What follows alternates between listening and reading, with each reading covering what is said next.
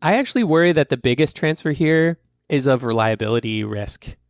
So we've seen in Texas Winter Storm Uri, for example, how individual residential customers can bear the brunt of a cold front if the grid is not set up to prioritize their service over some large loads that can easily ramp down when there's a reliability crisis. Oh, yeah.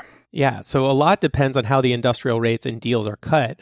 But given the fact that it's nearly impossible to see what individual industrial customers are charged, we may never really know until a crisis shows up whether utilities have the systems and contracts in place and will cut power to the wealthy businesses before they cut it to the vulnerable customers. And yes, the large loads are responsible for new gas. And if they can't be flexible and can't pay to bring their own clean peak resources to the market, they need to pay for that new gas and the risk associated with it. Yep. And for those who are interested in the specific case you raised there of how Texas fared in Winter Storm Uri, listeners should go back and listen to episode 145 if they haven't. Okay, well, one of the most frustrating parts of this entire business to me is that in the U.S., we do utility regulation at the state level, and the federal regulator, FERC, has a fairly limited authority involving the interstate trade of electricity. There's really no federal body that can tell a state regulator how to do its job. And there are no federal protections against a racket being set up within a state, Georgia, that just benefits a few utilities and their co-conspirators at the expense of the public. So what can we do to prevent utility customers, which is to say captive ratepayers, from having this new cost burden forced upon them, sometimes through secret meetings with regulators who are themselves captives of the very industries they're supposed to be regulating? Yeah, I mean, it depends who you are and kind of what your power is in this situation. For regular citizens, I would say show up at your PUC hearings. Tell them You're not happy. Amen. Write an email or a letter to the PUC if you can't go there. Reach out to your consumer advocate, or if you don't have one, reach out to your attorney general's office. So I think there's a lot of power in showing up. And I've seen firsthand, especially when it comes to, say, net metering fights, like people getting out and showing up and taking the regulators to task for the decision that they're proposing is an effective exercise of democracy. And they do have to listen to you. And they will. It can influence them. So start there. But policymakers have the power here. I think for regulators, the message is don't panic. Let the planning continue in regular order.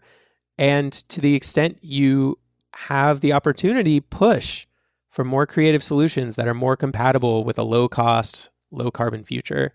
And for things that require fast solutions, you can still broaden the solutions beyond new gas to things like demand response, self-generation, grid-enhancing technologies, etc. And then we've talked about the trade-offs a lot about between the rush to attract new load growth and the reliability risks to the grid, to the climate, etc. I think there's a role for the legislature and the governors here to help articulate what is the public policy of the state, especially if the regulators need more clarification on that. So, for example, are the state development incentives actually really still in the public interest? Emphasize via statute who should pay for the incremental cost of serving this load. Jumpstart the development of 24/7 clean electricity tariffs so that the data centers can actually get what they want. Put that into statute. Order the PUC to start investigating this. You could also consider a policy like the California loading order that says before you procure new fossil generation, you have to consider energy efficiency, demand-side resources, clean energy resources. So that kind of statutory language can really give the PUC what it needs to make good decisions. I'm nodding my head so vigorously over here, it's about to fall off. Those are all terrific suggestions. And, you know, even for those people who aren't situated in their lives such that they can spend time getting involved in a regulatory proceeding or something, there are national organizations that intervene in these utility proceedings all over. That's right. There's Sierra Club Energy and Policy Institute, who we've had on the show in episode 177. Organizations like that, NRDC, are actively out there fighting utility corruption and trying to represent the interests of consumers. And they intervene in a lot of these things. So there's another way that folks can be a part of that. I mean, so far, we've really confined our discussion here today to the utility level processes for capacity expansion. But I feel like we really have to mention that according to the Lawrence Berkeley National Laboratory, there is currently around 2.5 terawatts of clean energy capacity waiting in interconnection queues in the U.S. That's roughly double the entire current U.S. generating capacity of 1.28 terawatts of just solar, wind, and storage capacity waiting for a transmission interconnection to go ahead. So if we could clear the many obstacles to those interconnections and build more transmission, and we've got another show coming up soon about that,